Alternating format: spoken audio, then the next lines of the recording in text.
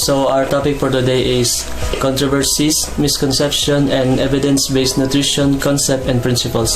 Chapter 11 and 12, diet and health, food safety, and food technology. Controversies. So natay ginatawag karon nga anti-diet movement, which is against sa mga traditional nga diet o ginapromote po niya ang intuitive eating o body positivity. So unsa man sila duha? Ang intuitive eating means imuhang feeling ra imuhang basihan sa imuhang pagkaon or ginakaon. Like pag feel pa nimo nga gusto pa makaon, di mapadayon pa kaon. Taman up until feeling nimo nga okay na, like wala kay gasundon nga parehan ng 1 cup rice or 1 serve nga sudan. While ang body positivity is ga-promote nga dawato nato og unsa ato ang lawas, mapaniwang man or tambok or unsa pa man ang shape. Kay para sa anti-diet movement, bisan daw tambok ka, possible gyapon nga healthy gyapon. That's why dagan kayo nag-criticize ani nga movement kay wala jud na ang health risk nga dala sa obesity. Though maayo man ang purpose sa anti-diet movement, pero possible nga dili siya makahatag og saktong nga guidance para sa mga tao nga kinahanglan og structured dietary plans. Labaw na tong naay mga sakit like diabetes, mas kailangan nila og meal plan nga gikan jud sa ilahang nutritionist, maong dili jud sila dapat padala sa anti-diet movement nga ang basihan ra kay ang ilahang kutob. So ang misconception is napoy mga tao karon nga gatuo nga tanan kuno daw pas og carbs is daotan or makadaot, pero wala sila kabalo nga nay ginatawag nga healthy fats o complex carbs, which is importante kayo kay gatabang ni sa atoang kabaskog og maayo pang hunahuna. Dagan pud gatuo nga ang dili pagkaon or mag-skip og meal is makabawas daw og timbang, which is dili tinuod og magresulta ra ni og sobra nga pagkaon or makaapekto pod sa ato ang blood sugar levels. Nasa uban nga gatuo nga kinahanglan jud daw nato ang supplements para mahimong himsog mao bisag unsa nagaimnon sa ubang tao, pero wa sila kabalo nga as long as balance lang jud imuhang pagkaon, dili na ingon nga kailangan pa ka mag-inom ana nga mga supplements.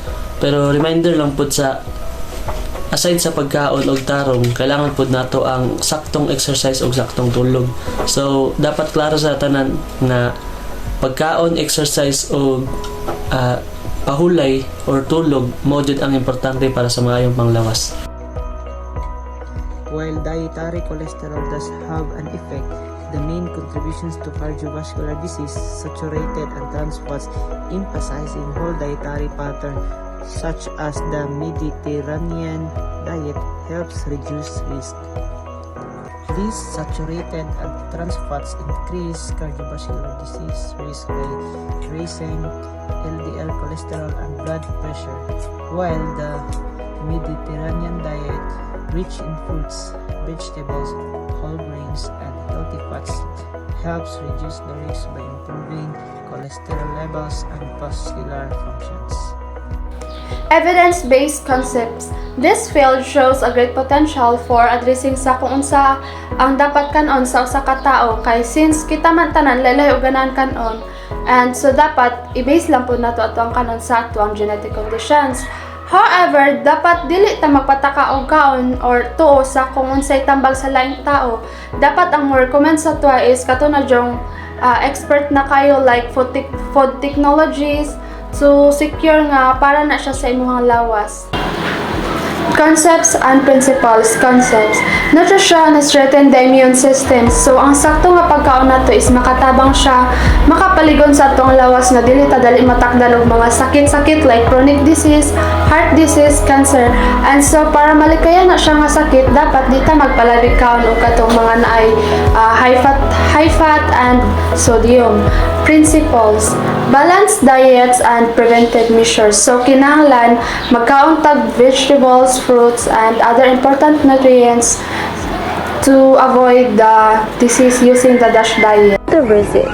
Genetically engineered foods sparks debates over safety, nutritional value, and environmental impacts. Some advocate for stricter regulations while others highlights the benefits. like improved yields, that divide its opinions, with organic farming praised for being more natural but critic for limited scalability. So, ang genetically engineered nga mga pagkaon, nagapakita siya debatos bayan sa atong safety, nutritional value o mga environmental impacts. Unya, ang uban advocate kay stricto sa regulation, while ang uban gina-highlights nila ilang mga benefits like mo improve ilang yields. Like example, mo improve ilang yields, resistensya sa mga sakit, human, safety, environmental impacts. Pero, ginakritik yapon siya tungod sa limitado nga scalability. Misconception. A common myth is that natural food are entirely safe or toxin-free. Overlooking natural occurring harmful substance, many perceive processed food are universally harmful, ignoring that processing can improve safety and nutrient preservation. So, ang common myth kay natural food kay safety toxin-free man siya.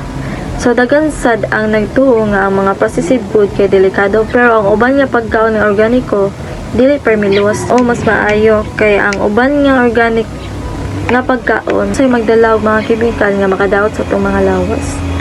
Facts about food safety and food technology. Proper food preparation ensures safety and prevent illness, and cooking food at the right temperatures such as poultry like dapat 165 Fahrenheit or 75 Celsius lang kay para ma-eliminate ang harmful bacteria, and cross-contamination can be avoided by using separate utensils for raw and cooked foods. Washing hands for at least 20 seconds before mag-unit og mga food para ma-reduce ang mga contamination, and preserving vegetables by freezing them shortly after harvest para mag-help gyapon siya para nagan ang nutrients sa vegetables. And for example, if mag-cook ka og chicken, dapat ensure nimo nga 165 Fahrenheit lang siya kay para makill ang bacteria like Salmonella, and use one cutting board para sa vegetables and raw meat. And that source is from Department of Agriculture or USDA Food Safety and Inspection Service, is like book siya na mo nakita. Evidence-based concept. Genetic engineering refers to a laboratory-based technology to alter the DNA makeup of organisms. So, tanan foods is gaagi siya laboratory, and it can help to produce nutrient-rich crops or reduce pesticide use. And ingon sa book is not all processed foods are unhealthy, di ba? Kay mo ingon kita sa tuang self na halaga kaon kag gikan sa mga sardines, so unhealthy kay na. So ang nasa book is dili daw tanan foods kay unhealthy, processed foods kay unhealthy. So some are fortified with nutrients for safety and health benefits. So for example, golden rice, a genetically modified crop, is enriched with vitamin A to combat the deficiencies and in some regions. So ang nakuha ng source is from the book of National Academy of Science, Engineering, and Medicine. Chapters 11 and 12 of Nutrition, Concepts and Controversies provide a comprehensive examination of prevalent nutrition myths and misconceptions, emphasizing the importance of evidence-based information in making informed dietary choices. By clarifying misconceptions surrounding dietary cholesterol, organic foods, food additives, and artificial sweeteners, the chapters highlight the need to focus on overall diet quality, the safe food practices rather than relying on oversimplified beliefs. The integration of well-researched dietary approaches such as DASH diet means eating plants, and food safety measures underscores the role of scientific evidence in guiding health outcomes. Ultimately, this analysis encourages critical thinking, informed decision-making, empowering readers to navigate the complex landscapes of nutrition with greater confidence and understanding. To make the explanation short, it means that knowledge is important